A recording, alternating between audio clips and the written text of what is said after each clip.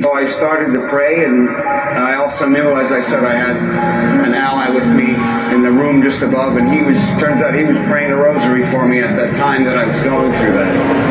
And about 15 minutes later, it subsided, and I went upstairs, and he's like, "Oh, I just finished praying a rosary for you." I said, "Okay, well, another reason to pray the rosary," as if I needed another one.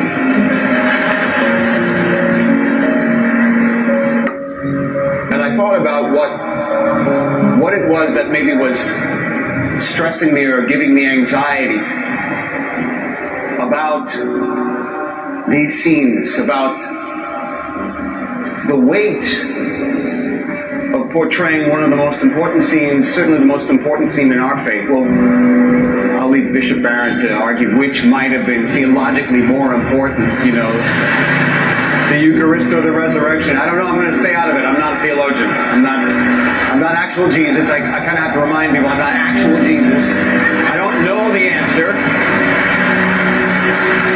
I'm pretending to be Jesus on the TV show. Let's just, for all 60,000 of you, so that's clear.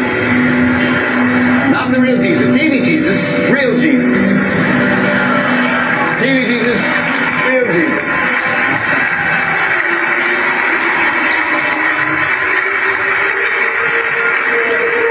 I think the reason why it became so stressful to me at one point, where it manifested in this anxiety,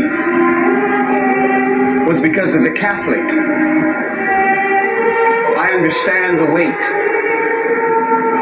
I understand the reality of what it is we believe and what that host represents